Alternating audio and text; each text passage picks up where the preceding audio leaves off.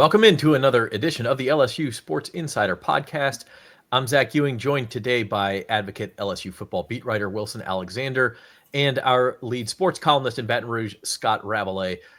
Guys, we're doing this virtually today because we're kind of all over the map, which is great, but it's an important day to do it because it is portal season, baby. It opened I guess last night at midnight, technically midnight Eastern is when it opened. But NCAA football players are essentially for the next 3 weeks free agents. Wilson, they can anybody they want to can enter the portal and go to another school. There's no restrictions. There's nothing stopping anybody from entering. That's right. And, it's a little bit of a shorter portal window than in the past. This will close on December 28th. The NCAA decided earlier this fall that they would shorten that portal window to 20 days. And so that kind of goes right up before, I guess that is right before the quarterfinals of the college football playoff. And anybody can enter as long as they get their name in by the deadline. They can go to any school that they want after that. But also graduate students can enter sort of at any time of the year. That's kind of the one non-restriction. But it's going to be, pretty hectic. And this is a really important portal window for LSU. Brian Kelly has said that they want to be aggressive, both with the money that they spend and the size of the class. After LSU's portal usage kind of decreased over the past 3 years, he's expecting to sign around 12 transfers. And so this is a really vital offseason and few weeks for this program. Obviously, it's not just like whoever they have by December 28th. Like we said, players can then decide after that day where they go. So this kind of stuff will probably spill into early to mid-January before the second semester of classes start.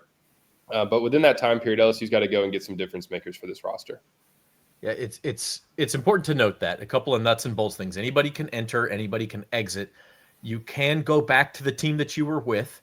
There's really not a lot of restrictions. And as long as you enter by December 28th, you can choose your new team anytime after that.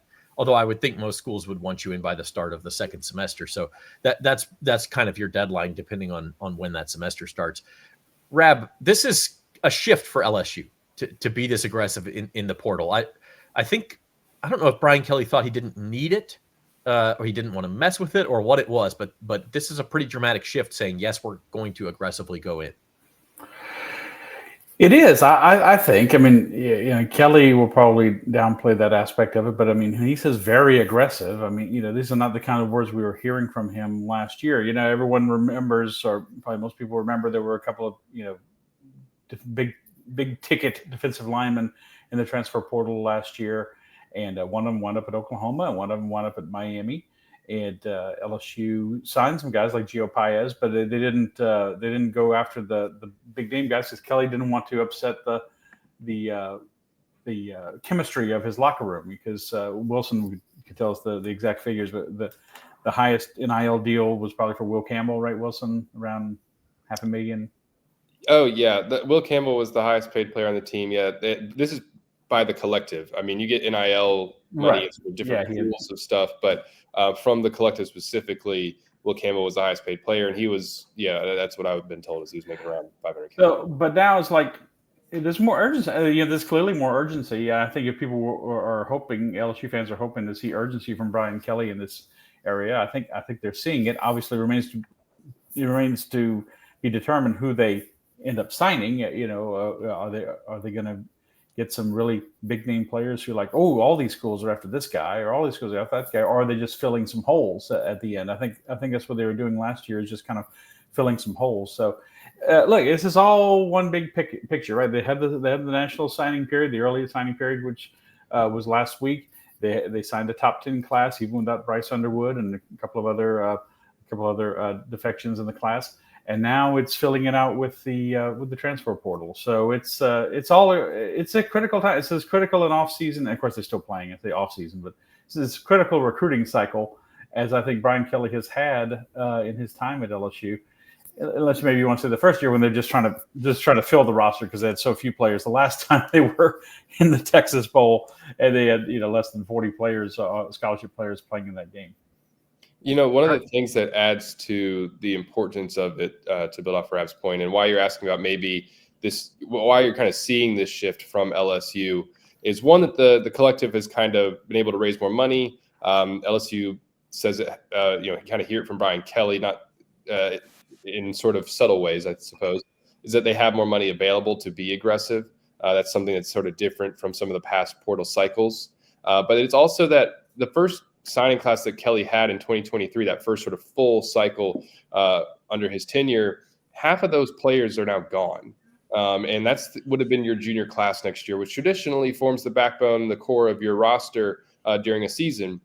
Because of that, LSU needs to go out and sign, as Kelly referenced last week, mature players. Guys who can kind of come in and play right away, get basically those upperclassmen back onto the roster, because so many of those guys have now left over the past few years.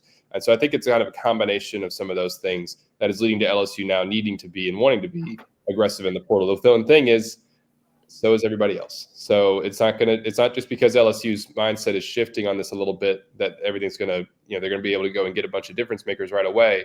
They're going to have to be able to beat other teams for some really good players. That's going to require spending the money to do so. And being able to recruit those guys onto your campus and convince them that LSU is the place they need to be. Yeah, they're going to throw their hat in the ring a little more this year. And so we will take a look at who's leaving that we know of, first of all, and who LSU may be targeting, at least position-wise. I mean, this is, again, it's the first day. We don't know all the names who will be in the portal, but we're going to get to that right after we take our first break. The LSU Sports Insider is brought to you by Waste Pro. Tiger fans, if you're planning a tailgate or event, keep your guests comfortable with portable toilets from Waste Pro. Call 225-744-6400 and mention the LSU Sports Insider for a special offer. So with that said, we'll take our first break. We will be back right after this. Experience the convenience and cleanliness that Waste Pro brings to Mardi Gras, LSU tailgates, and festivals with our top-notch portable toilet services. Perfect for large crowds and community events. Join the countless satisfied families and organizers who trust Waste Pro to keep their gatherings spotless and sanitary. Discover more about our services and make your next event a success at wasteprousa.com.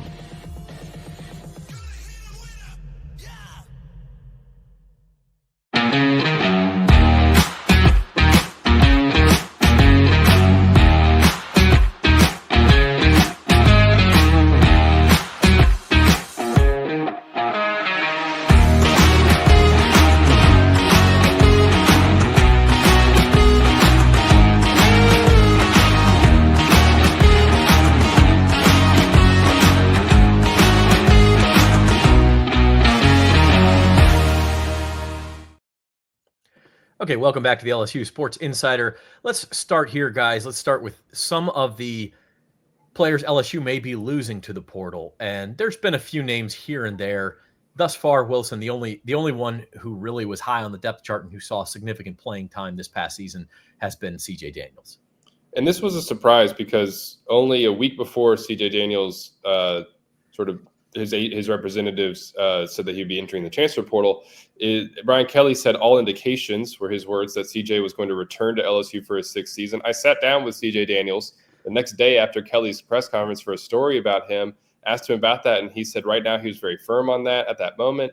And I guess the key phrase that day was right now, because clearly something changed within a week or so, and CJ Daniels ends up entering the portal and going to spend his sixth year elsewhere. And it just emphasizes the need that LSU already had for a wide receiver, which we'll get into in a little bit. But that one is a surprise. Otherwise, LSU has lost now that Nathan Dybert this morning said that he's going to the portal, the backup kicker.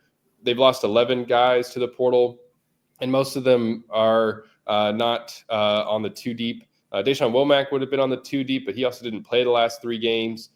Former 5-star edge rusher. So that would probably be another one worth discussing. But a lot of these guys are probably going elsewhere for playing time because they just haven't made an impact so far during their LSU careers.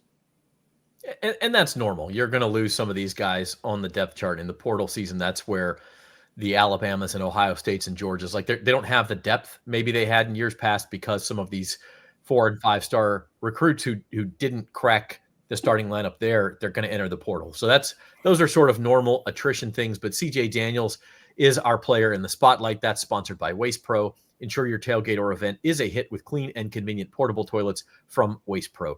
Rent yours today. CJ had 42 catches, 480 yards for LSU. Actually didn't score a touchdown, strangely enough. Came close several times, but never actually got into the end zone. But he was a productive guy. And as you mentioned, Wilson, like certainly somebody LSU could have used last year. Again, technically still a chance he comes back. But as of right now, he's probably moving on. Yeah, I mean, usually when a guy enters the portal, that they don't usually come back. It is possible. It is allowed under NCAA rules, but that would not be the expectation in this case with him entering the transfer portal. The only other, and like we were talking about, I mean, in terms of like who else is impact guys, like, you hate to lose a guy like Kylan Jackson, a redshirt freshman safety who maybe in the future could have been a bigger part of this team. Shelton Sampson, same thing, redshirt freshman wide receiver who, there's a lot of hype around him coming into LSU because he's 6'4" on the outside and a local kid, but he didn't even have a catch in 2 years. So it's one of those things where it's like maybe in the future he could have been a bigger part of this team, but he just hadn't made a difference so far. And kind of same thing maybe even with like a guy like Ricky Collins, who just seemed like he'd gotten kind of maybe passed up on the depth chart, probably didn't see a path to playing time, especially if Garrett Nussmeier comes back. And so someone who you wouldn't mind having on your team for that quarterback depth, but is going to have a better chance to play somewhere else.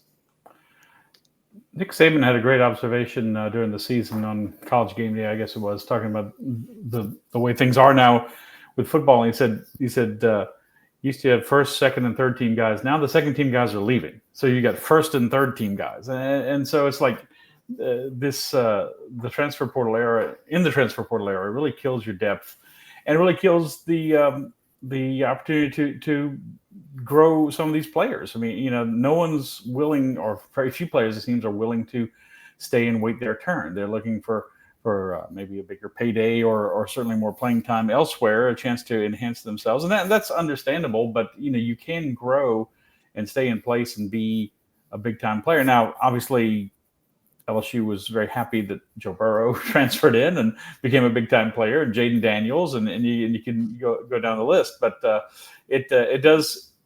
That's why I don't think the transfer portal thing is going to the need for the transfer portal is going to go away for LSU. I applaud Kelly saying you want to build from the high school ranks and stuff, but this is going to be a continuous thing. They've lost about half of their signing class from 2023 at this point to the portal or things like that. So it's not an issue that's going to stop. It's something you have to keep feeding the team with talent constantly.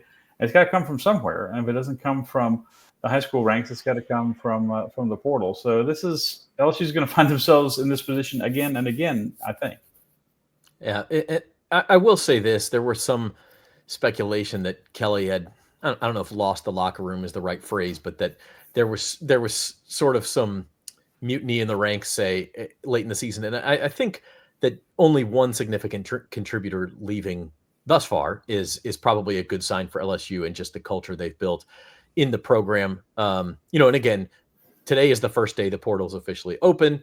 If we knew who the surprise portal entrants would be, they wouldn't be surprises. So it's possible there are more, Wilson. But for right now, I think this is a win if that's the only significant guy you lose.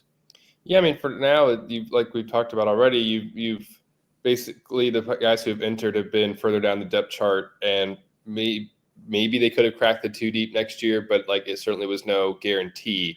And so in terms of what LSU has lost so far, it is not, I don't think, a necessarily going to hurt this roster in a big way next season. But at the same time, LSU now needs to go and backfill those spots. And, some of these freshmen who they just signed are going to need to probably play, or at least be on the 2 deep and contribute early. And we also see, over the next 20 days here, who else enters. LSU, with its regular season ending the way it did, a lot of those exit meetings were able to happen last week. And so that's why you saw already, like we said, 11 guys go ahead and say that they're going to be entering the transfer portal. But now there's another, 20 days. And so we'll see who else enters over that time period. And not just LSU, but around the country, because as we'll get into here shortly, there's targets that have kind of emerged early, but some of that could change based on who actually enters the portal. Every year you hear about guys who they might enter the portal, and then they don't. So there's going to be a lot of that over the next couple of weeks, and we'll see kind of who enters, because that's going to give LSU the ability then to really kind of zero in on their targets and figure out who's going to be joining this team next year. Even like last year with the defensive linemen in the spring portal window, there was all this commotion coming into that portal window about, chaos is going to, be unleashed here in that second portal window in the spring. And it really wasn't. And so that increased there was a low supply and high demand, and that's what drove those prices up for some of those defensive linemen. And so, we'll see kind of how things shake out here over the next few weeks, especially as, once that first round playoff games end, there'll probably be a wave of transfers there from the teams that lose. And so that's going to be something else to keep an eye on. It's just kind of who else enters the portal from around the country, because that'll influence who else you can actually go get. The scary thing, Jack, as I may interject something, the scary thing for LSU fans sitting here today is they see these players who are leaving, and it looks like, is there something wrong with the program? Is there something wrong with Kelly? This is another black mark for Kelly. What's happening to the team?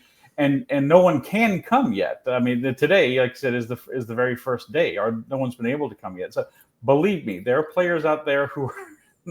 Many other players are in the transfer portal by the dozens, by the hundreds, I'm sure, and some of them will want to come to LSU, and they'll get some good players. So it's just you're seeing only one side of the equation right now, but we don't know who those players are going to be.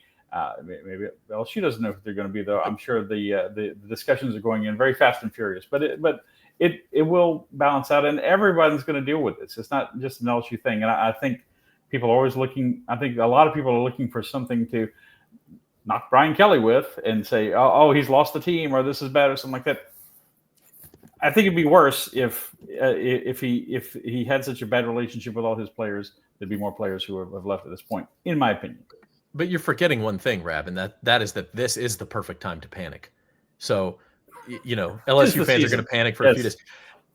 Now, having said that, the goal here is to get more out of the portal than you lose to it, right? That's just like it is any other time at LSU. We also have to include LSU already. Mason Taylor and Will Campbell have both declared for the NFL draft. We don't know if Emory Jones or anybody else will do the same, but right now those two guys are gone. So now let's see about where they may be targeting.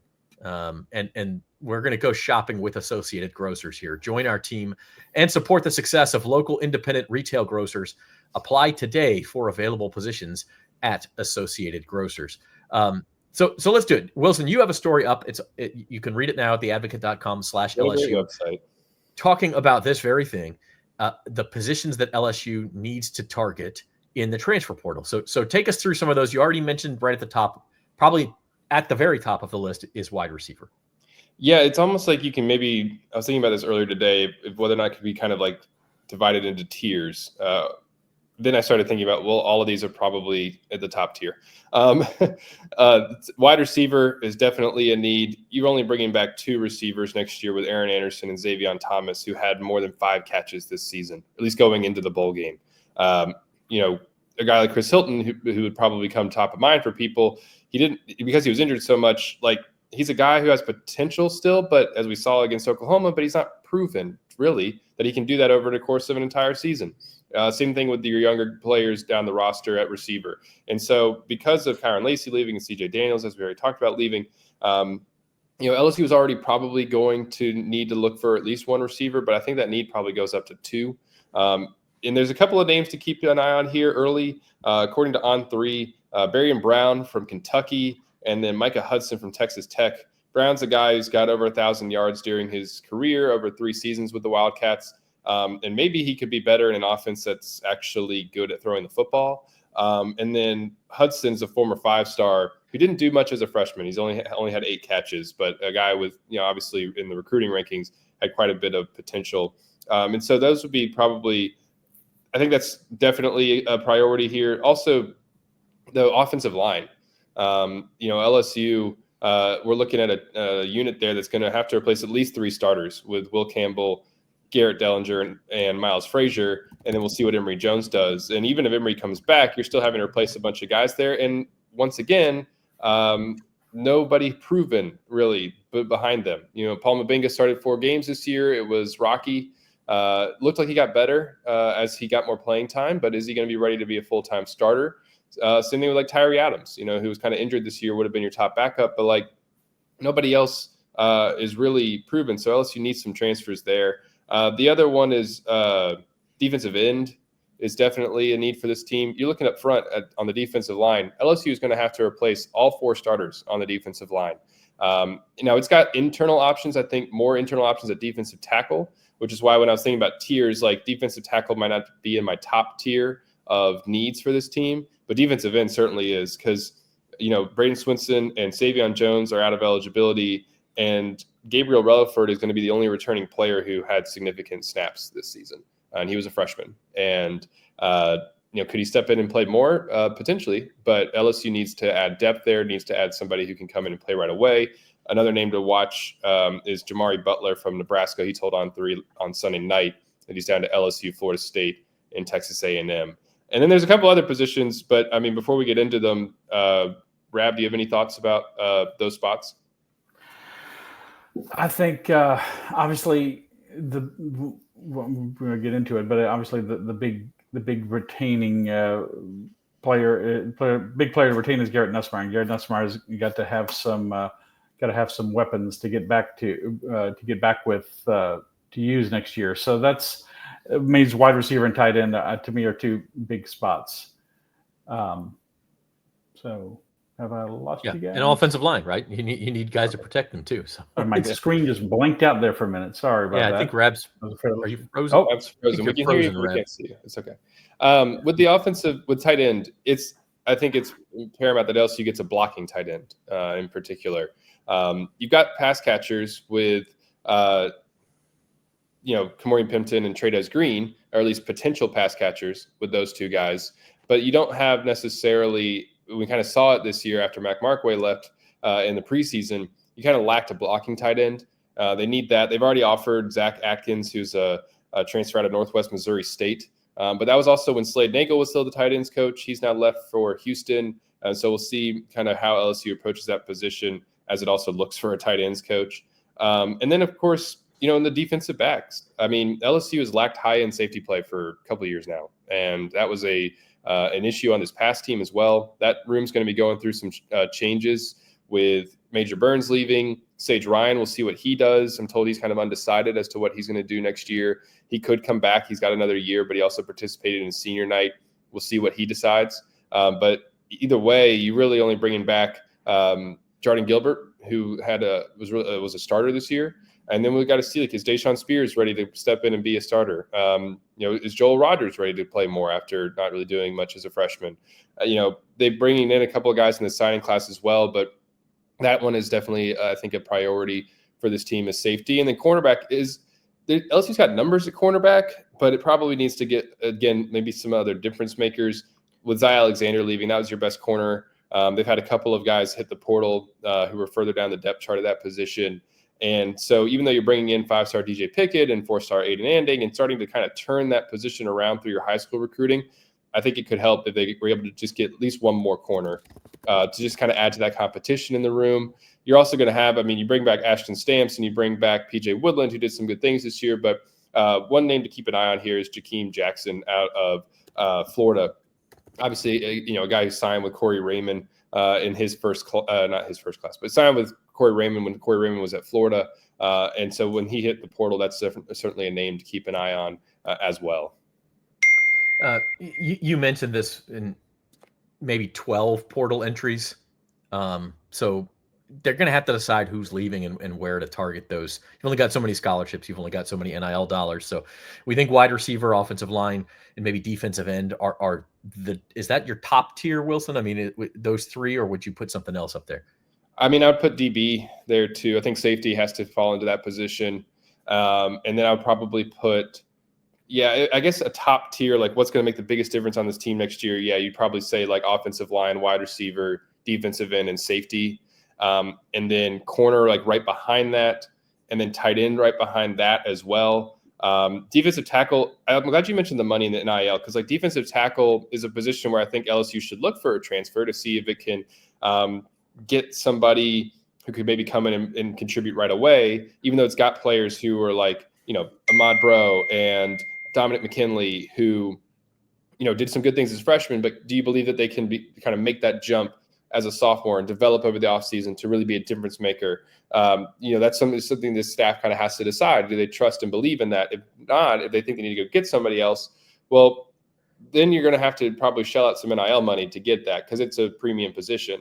And so, those decisions are going to have to be really made here is how do you allocate these resources that LSU says it has? How do you spend that money? Because, some of your positions are higher priority than others. And that also, I think, kind of applies to the quarterback position. Now that Ricky Collins has left, LSU's only got 3 scholarship quarterbacks. There's still a potential that they could go sign Bryce Brown. He's a 2025 4-star who was committed to North Carolina, who's now kept his options open after they fired Mac Brown and is kind of seeing what the lay of the land is. And LSU's been in contact with him. They could go that route, but the thing is that they're going to go try to sign a transfer portal quarterback. Well, what quality of quarterback are you going to get? If Garrett Nussmeier comes back, nobody's coming to LSU thinking they're going to be a starter. So you're probably going to end up with someone else again, kind of like A.J. Swan, like he did last year. Quarterback in particular demands a high price in this what is essentially free agency. Coaches have talked about it being well over 7 figures, especially for one who's established. And so I don't think that's a priority because you want to shore up these other positions on your roster instead of quarterback. So that's why I feel like I didn't even mention it in the story online that you referenced, Zach, because I don't think it becomes a priority for this team unless Garrett Nussmeier leaves.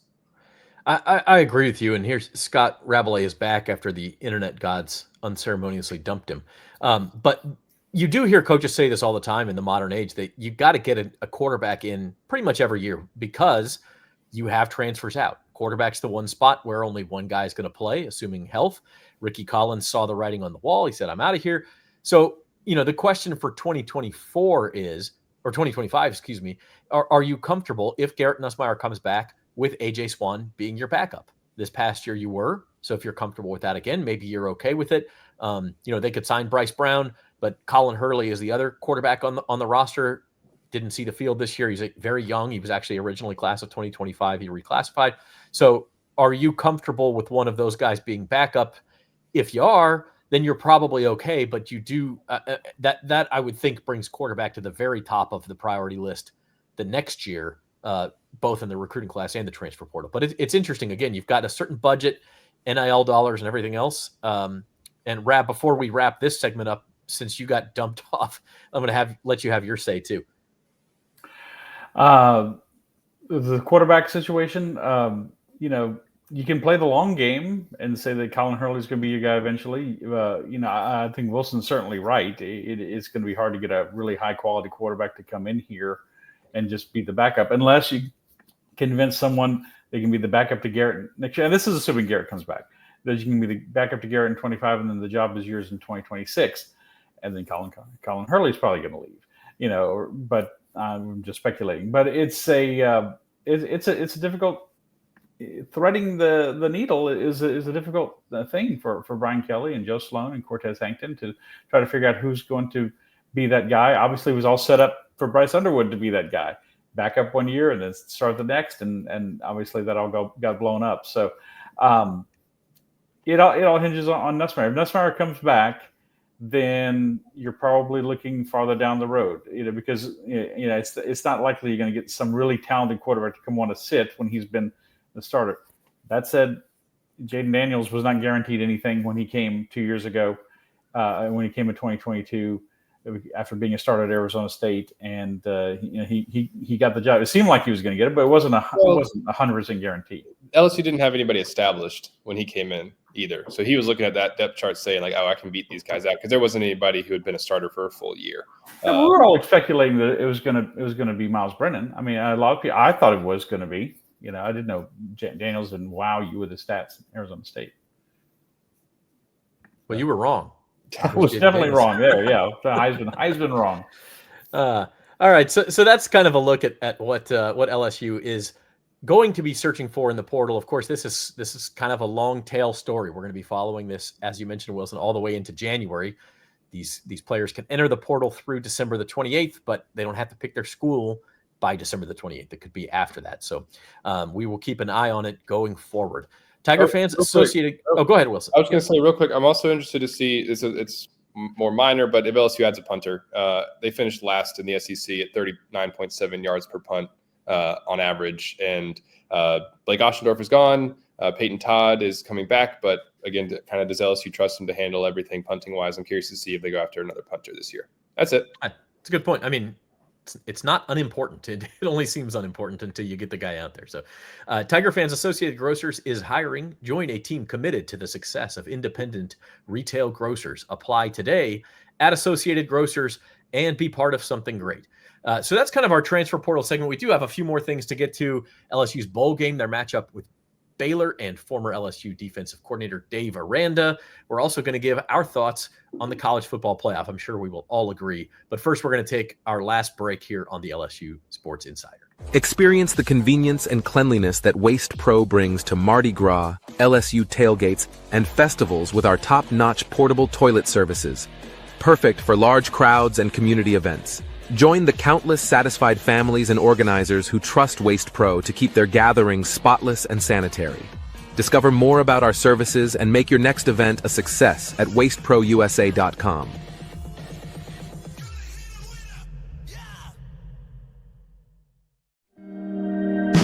You know how far I've gone, now I'm home again. I'm feeling more alive these days than I've ever been. At the Baton Rouge Clinic, our sole focus is to provide exceptional health care for your entire family so that you can get back to doing what you love most. We are caring for generations. You give me love. Since 1988, Classic Industrial Services, Inc. has led the industry in specialty contracting. From thermal insulation to scaffolding, coatings, and beyond, we cover it all. Every minute matters in our commitment to quality and safety. We're here to serve with roofing, siding, heat trace, and refractory services. Visit classicindustrial.com for more information.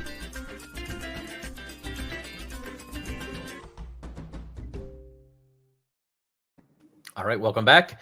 Going to pivot into a few more topics about this year's team and how they will wrap up the season. LSU was accepted a bid yesterday to play against Baylor in the Texas Bowl. You guys referenced it a couple of times, Wilson, but the last time LSU played in the Texas Bowl was a completely different situation in just about every way. It was the end of the Ed Ogeron era. Interim coach, didn't have a quarterback in that game. Garrett Nussmeier could have played, but he didn't, which was a good thing because it preserved his red shirt so that he can come back next year. And they played Kansas State and lost a game where it was pretty clear LSU did not put its best foot forward. So this is a totally different situation. Yeah, gotcha. I remember in the post game, Brad Davis, the offensive line coach, was the interim coach, the only one from that staff who ended up getting retained by Brian Kelly. And he was so apologetic that of the product that LSU had put on the field. And everybody, I think, had the same thought, which was, it's okay. Like, it's not your fault, Brad. You can't control that you had less than 40 scholarship players and you were playing a wide receiver at quarterback. But that's just Brad Davis. Like, he's so competitive and really cares. And I just couldn't, that always stuck with me, how apologetic he was about the way that LSU played that game and how I don't think anybody blamed him for that because he was put in an impossible situation. Yeah, I think we're maybe not far enough away from it yet, but a great trivia question in like 10, 20 years is going to be, can you name LSU starting quarterbacks in bowl games? And you're going to get Joe Burrow, Jaden Daniels, Miles, Garrett Nussmeier, all of these guys. And then in between is going to be John Trey Kirkland. It's like, no one will remember that actually happened. Although maybe by then it'll be typical to play like backups in bowl games. I don't know. It is, I think, an intriguing matchup. Rab, obviously you want to be in the playoff, but barring that, I think we just want interesting games, and you want either a great location or an accessible one. And Houston is certainly accessible. A lot of fans can drive. They play Baylor. It's the reunion with Dave Aranda, former defensive coordinator on LSU's national championship team. So I don't have any complaints about this from, an 8-4 LSU team. This is not a terrible matchup.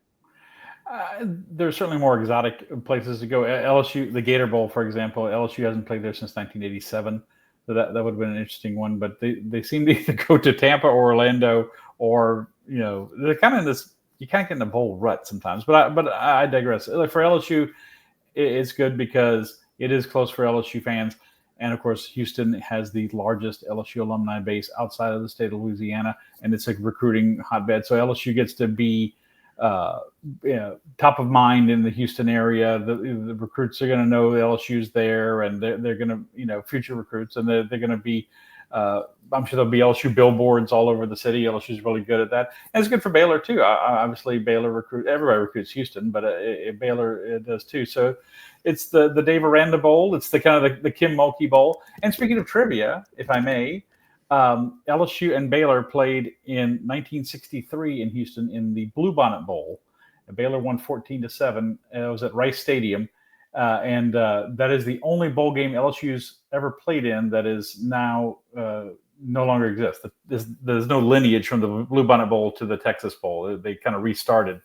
So there's that. So they have played in a bowl game then at the Liberty Bowl in 1985 in Memphis, which is the coldest I've ever been. I think it was like 13 degrees at kickoff or something like that. It was the coldest I've ever been in a football game. It was a miserable experience, but they played a couple times in bowls, and it was interesting to see Dave Aranda again. People thought he was going to get fired. I reached out to a Texas sports writer friend about mid-season, and I think they got off to a 2-4 start. And he's in deep trouble. And then they won their last 6 games to get to this point. They're 8-4, just like LSU. But Vegas, as you said, Zach, sees it as a tight game. I think LSU's a 1.5 point favorite, so that speaks to that clearly. Well, LSU and Baylor have not played since that 1985 Liberty Bowl, which was a 21-7 Baylor win. Rab remembers it clearly. Wilson, you and I do not. You were not around. I was enjoying my second Christmas on this earth. Yeah. No, sorry, I got my math wrong. Wow, great. I'm great at math. 11 years. Yeah, I was 1 and enjoying my second Christmas in Kansas of all places, which I hate to admit, but there you have it. Rab, as you mentioned, LSU is favored in the game. This is our sports betting segment. It's brought to you by the Queen of Baton Rouge. Experience the thrill of game day at 1717 Kitchen and Cocktails, the ultimate spot to watch your favorite teams and enjoy a cold brew or signature cocktail. The Queen Casino is the only land-based casino in Baton Rouge and your go-to for game day or any day. Visit today and elevate your sports watching experience. The game is 2:30 p.m. Is that right? On New Year's Eve. So you get to watch, go out and have your New Year's Eve celebrations. Perfect timing for that. LSU did open as a 1.5 point favorite. They're up to 3 point favorite. Oh, up to 3. Okay. On LSU already.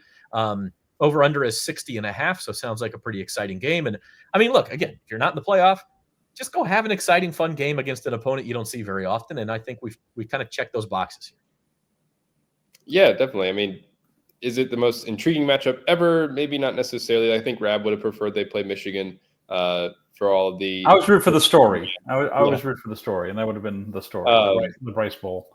Like I said, I mean, we'll kind of see what Baylor is like as a team as we get closer, and there's the Dave Aranda storyline, and it's also just a chance for LSU to start trying to build into the next year. They've won their last 2 bowl games.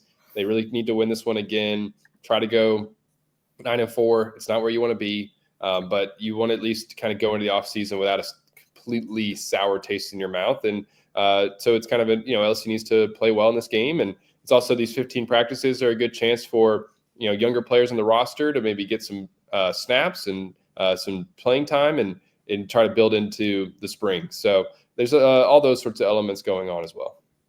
Remains to be seen whether one of LSU's players who's exhausted his eligibility will have one more game in a Tiger uniform. That's Garrett Dellinger, and this is our injury report brought to you by the Baton Rouge Clinic. Garrett Dellinger, of course, had that tightrope surgery after the Texas A&M game late October, and we were kind of told, he might only be out a couple of weeks, and here we are still waiting for him. At this point, we have no idea, Wilson, if he'll play, but at this point, I think it's up to Garrett, even if he's able to play. Look, do you want to go back out there, put one more game on film for NFL draft scouts, or are you ready for your next step? Yeah, it really does come down to that decision because this is not a game of consequence. Garrett just needs to decide what is best for his future here. And I think anybody would understand that. You're coming off of that surgery. What's the benefit of going out there and playing again? In terms of the timeline, I mean, that would be a little over 2 months since that surgery took place. So that you would think that he would be, in terms of health, able to go. But we don't know that for certain. And again, I think it's just kind of up to Garrett as to whether or not he wants to push it to get back from that injury. And we'll probably find out over the next couple of weeks. Today's show is brought to you by the Baton Rouge Clinic, your trusted healthcare provider in the heart of Baton Rouge. Whether you're in need of primary care, specialist services, or urgent care, the Baton Rouge Clinic has you covered with a team of dedicated and experienced professionals. Visit BatonRougeClinic.com to learn more or to schedule your appointment today. The Baton Rouge Clinic, caring for generations. And finally, guys, we're going to wrap things up with our Around the SEC segment, which is brought to you by Classic Industrial Services, because at Classic Industrial Services, every minute matters. And of course, the big reveal of the bracket came yesterday, Rab, and the big decision was SMU or Alabama for the final spot. And it goes to the SMU Mustangs, who lost on a last-second field goal in the ACC championship game. That dropped them to 11-2. They are chosen over a 9-3 Alabama that played a tougher schedule, had better wins than SMU, but also had some questionable losses, Oklahoma and Vanderbilt specifically. Do you think the committee made the right decision in going with SMU? I do, but it's not a decision I thought the committee would make. I thought the committee would go with the would be swayed by the brand name of the big Crimson A. I really did, and but I think they did the right thing. Look, there's two ways you can look at something like the college football playoff. You can look at, you think, are they trying to select the 12 most deserving teams or the 12 best teams? And you can certainly say that Alabama, you can make the argument that Alabama is the better team, and I'd be hard pressed to say that you're wrong. I do think SMU is more deserving. They were more consistent during the year. Alabama had some great wins. They beat Georgia, of course. That was their big signature win. But they had some bad losses too. They lost to two teams that ended up 6-6. As much as people celebrated Vandy, they still ended up 6-6. And they lost to Oklahoma badly, and they ended up 6-6. So yeah, they could have won those games. And they were, people talking about strength of schedule, and no, this is gonna, Greg Byrne, the Alabama athletic director, kind of made some noise like, I don't know if we're going to schedule these games in the future anymore. These tough non-conference games. You didn't play any really tough non-conference games. Your toughest opponent was Wisconsin. They went 5-7, and it was 3 losses in conference that did you in. So yes, I think the more deserving team got in.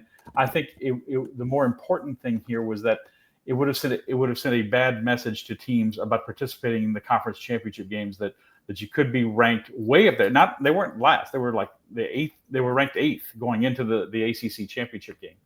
Now, if they gotten hammered by Clemson and Clemson was beating them handily, I think Alabama would be in the playoff today. They still had lost by 2 or 3 scores, but they didn't. They came all the way back, and then Clemson hits this, really, not lucky, but not the highest percentage kick to win the game, or it goes into overtime. Yes. Yeah, 56-yarder. So I think the committee did the best thing, and on a personal level, it doesn't hurt my feelings at all to see Alabama have a little angst to deal with. I'll tell you one thing: if this doesn't bring home to roost to Alabama fans that the Nick Saban era is over, nothing will. Because all this being said, I think if Nick Saban, and this is just me, I could, I was no way to prove it. If Nick Saban was still the coach, I think they would be in the playoff. That's my opinion.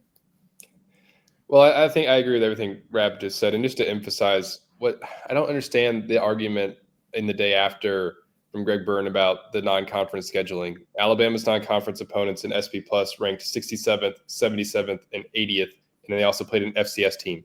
And as Bill Connolly, who runs SP Plus for ESPN, pointed out, the 3 SEC teams that made it into the playoff all had at least one top 60 non-conference opponent.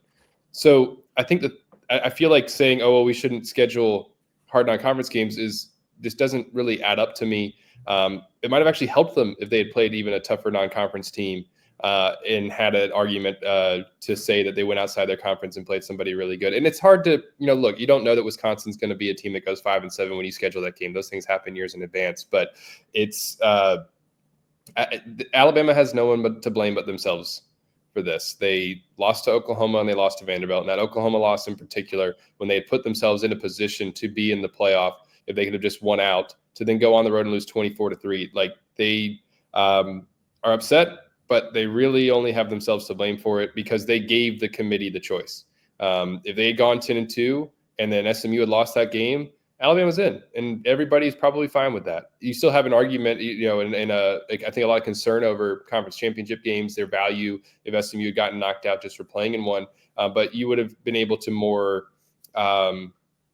convincingly make the argument that Alabama was the better team. You could make the argument, but that's kind of all based off a lot of eye tests and maybe advanced metrics. But because when you just look at the record and going 9-3 and being as inconsistent as Alabama was this year, in terms of talent level, sure, they're probably better, but they didn't really show that week in and week out throughout the season. So Bama is in Tampa, where LSU was last year in the LiarQuest Bowl. So that's their destinations. I don't know against Michigan. So that'd be which is the kind of a fun game. I'd like to see. But once again, LSU has never played Michigan in football, so I would like to see them play in football. But that'll be interesting to see how many Alabama fans show up. But it's. Wilson's right. They did it all to themselves. I wish I could pound the table and disagree with you guys because it would just make for good podcasting. Like I would just sit here. Come on, roll tide. But I can't. I agree with you. I mean, look, if you want to talk non-conference schedules, it's such a weird bone to pick for Greg Byrne because SMU's non-conference schedule was better than Alabama's, as it turned out. They played BYU, which they lost to, but that was their only regular season loss. And then they played TCU. Those are two better teams. Well, TCU and Wisconsin may be somewhat equivalent. We lost Wilson. He's off camera. This is you're next, Zach. Yeah, I know. We better wrap this thing up before there he is. There he is. We better wrap this thing up before we lose everybody. But it's a weird bone to pick. My wife walked in, so I had to. Oh, I see. Okay, that was intentional. Okay. Yes.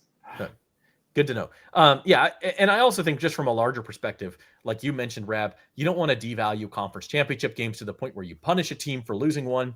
And I, even from an SEC perspective, where I think we all agree the SEC, even in kind of a down year, had the best league in the country this year, and the Big Ten was certainly second, and then there's a pretty big gap to anybody else. I don't think you want to agree with that real quick. I don't know that the SEC was the best league in the country this year. You don't think so? Well, if you're talking like SP Plus and those sorts of things, it was clearly had the highest average power rating. So I guess we can agree. SEC and Big Ten were the top two. Can we say that? Yeah. I think we can all agree on that. I don't think you want to, even from an SEC perspective, you don't want to ostracize all of the other leagues and have a national playoff where you say, no, sorry, ACC, sorry, Big 12. It doesn't matter. Unless you guys go undefeated and win your conference, you can't be a part of our tournament. I don't think you want to do that. If a team goes 11-1 like SMU, they really didn't even play that many close games in the ACC, and then they lose on a last-second field goal in the conference championship game. That team needs to be in your playoff if you're going to have a playoff. So that's my take. Real quick before we go, most intriguing first-round matchup. Maybe we'll make our picks in a show next week, but most intriguing first-round matchup to you guys, you got Indiana, Notre Dame, SMU, Penn State, Clemson against Ohio State. Do I have that right? Clemson against Texas. Clemson against Texas, and Ohio State against Tennessee. Ohio State, Tennessee, I think for me, it kind of jumps out because of the whole Ryan Day thing. Ohio State has so much talent, but they haven't put it together. And Ryan Day's seat is scorching. Tennessee having to go on the road to a place that's going to be really cold because that's an 8 p.m. kickoff for that game. How is those Southern teams going to adjust to that kind of weather? And is Ohio State going to be able to finally maybe put some things together offensively in order to make a run? I think for me, that's the most intriguing game because if they start to play up to their talent level, they could, make a deep run in this thing. And especially because they would then get Oregon in the quarterfinals and have a rematch of a game that was really close earlier in the year. So that for me is probably the most intriguing one. I want you to say Tennessee, Ohio State. That is a good one. And it's funny. You heard some people say yesterday it might have been better for Ohio State if they were going on the road for the first round playoff game because there's just so much pressure after they lost to Michigan. And kind of bombed out. You can't ever lose to Michigan. I'll go with Notre Dame, Indiana for a couple of reasons. Obviously, that's one thing about this bracket. No one in the country, no one at all, could have picked a 12-team bracket before the season started that had Indiana and SMU in it, right? And Arizona State for that matter, because obviously they were picked last in their conference. But let's just talk about those teams since we're talking about first-round matchups. But Indiana, Notre Dame, an all-Indiana matchup, right, the first round. And I got to say, with Carson Beck, if he's out of the Sugar Bowl, I like Notre Dame's chances of going a long way. Maybe winning the whole thing. I think they're a very good team with a very good defense, and and this is a game they should win against Indiana, and then they come to New Orleans for the Sugar Bowl. What a great potential matchup for the Sugar Bowl. I'm happy for the people who run the Sugar Bowl. You've got Georgia sitting there, and they'll bring a lot of fans, and you're going to have this upstart Indiana team that's just thrilled to be there, or this classic power in Notre Dame, which was the Sugar Bowl in 1980 when Georgia won the national championship. Georgia beat Notre Dame in the Sugar Bowl when Herschel Walker was a freshman to win that first national championship. So either way, it'd be great for the Sugar Bowl. So I'm happy about that. I really think you could make an argument for any of the first four first round games. Like Clemson, Texas is, two teams that certainly have national championship upside. Maybe not Clemson this year, but most years they do. And then SMU, you have a team that people think doesn't deserve to be in, going to Penn State, a team that beats everybody until it gets to a big game and then falls flat on its face. I got no faith in Penn State. I mean, SMU Penn State to me is fascinating too. So we will see. We'll talk, maybe make our picks for that next week. Probably our second show this week on the LSU Sports Insider be a basketball show. Get back with Reed Darcy and TJ Brown and talk some basketball. But that's going to do it for our show today. We'll also obviously be keeping an eye on the transfer portal. Do want to let you know that today's episode is brought to you by Classic Industrial Services, proudly serving Louisiana and the entire United States. From large capital projects to commercial projects or your small quick response needs, Classic Industrial is your go-to for quality and safety. They're not just about business, they're a proud community partner, supporting local initiatives and helping to build a stronger Baton Rouge. At Classic Industrial Services, every minute matters. And that's going to do it for us. Subscribe to the YouTube channel. Hit the like button for us. 5-star reviews always appreciated on Apple Podcasts or Spotify. And with that, we'll say goodbye. Wilson Alexander, Scott Rabelais, and I'm Zach Ewing. Thanks for watching.